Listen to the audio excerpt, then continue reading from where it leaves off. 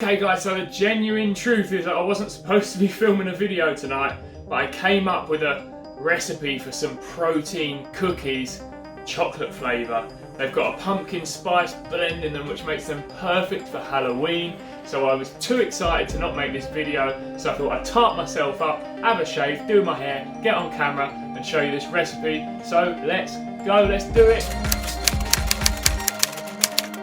Just a heads up guys, the recipe I'm going to give you is going to make 14 cookies, so a decent sized batch. Each cookie is 110 calories roughly, 10 grams of carbs, 5 grams of fat and 7 grams of protein. So great little high protein snacks and they taste incredible. You're going to want to eat them all, trust me. So before we get into it, let's as per usual go through the shopping list of everything you're going to need to make these. Okay guys, so first of all you will need oats, jumbo rolled I'm using.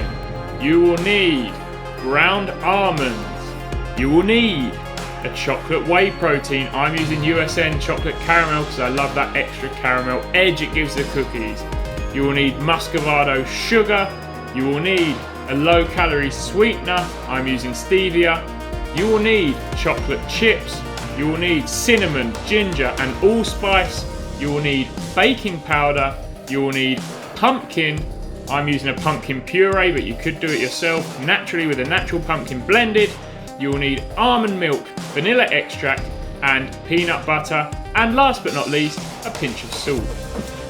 Oh, and if you want your cookies to have that beautiful dark chocolate colour and give that extra edge of chocolate flavouring, you can add a cocoa powder as well. Don't be put off by the amount of ingredients in this recipe, because trust me, it is super, super easy to make. So you're going to start with your dry ingredients, so let's kick off the recipe with 70 grams of oat, closely followed by 65 grams of ground almonds.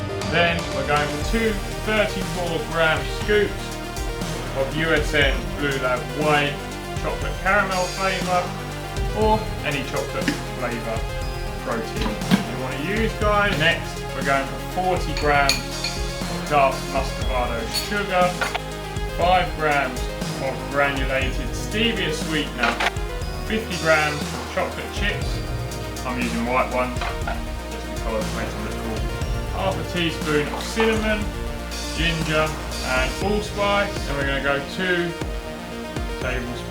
teaspoons of baking powder.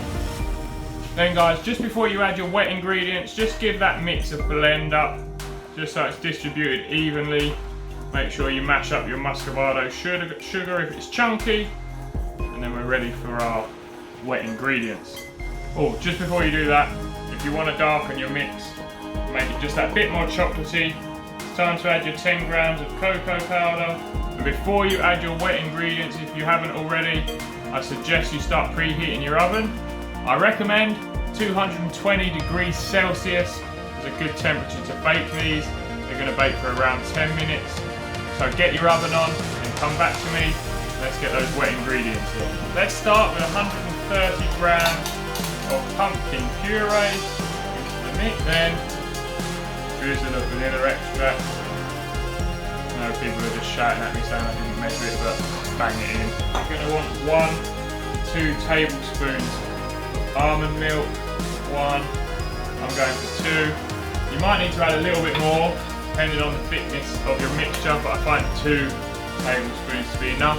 And then basically you're going to mix it up with a wooden spoon until you've got a nice paste ready to bake. Guys, it might seem when you start mixing that this mixture is never going to turn into like a nice dough, but just keep going, keep mixing, and eventually you'll have a nice thick texture like this, which is going to be nice and easy to spread into your biscuits on your pan. So just keep going and you're going to be done, and we're ready to start making some cookies.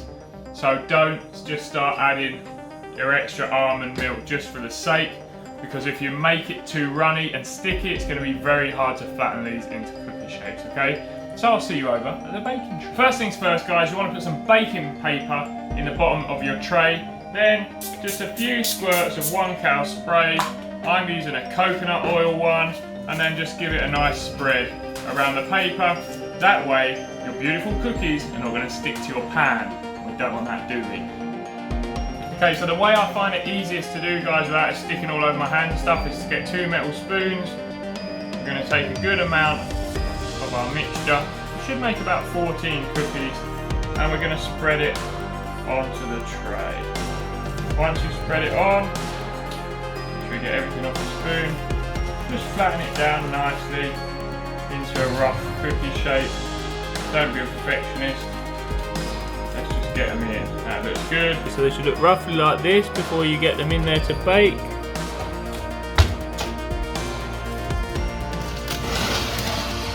Beautiful, look at those. Then guys, you're going to want to pop them on a cooling rack for about 10 minutes just to cool down.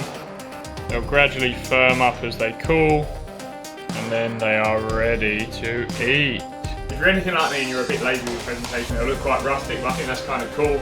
And they taste delish. It's really hard to wait for them to cool down. They smell gorgeous, I just want to eat them. But let me know if you try this recipe. You're going to love it. Remember, only 110 calories per serving and around 7 grams of protein. And the taste is amazing. A perfect little snack for Halloween. You've got that little wintry pumpkin spice flavour coming through too. Oh, try it. Trust me. Go try it now. It's so good. I'll see you in the next episode of Shredded with Simon, guys. Hope you enjoyed it as usual. Leave me a like, leave me a comment and subscribe to the channel, and I'll see you in the next video. Ciao guys. See you later.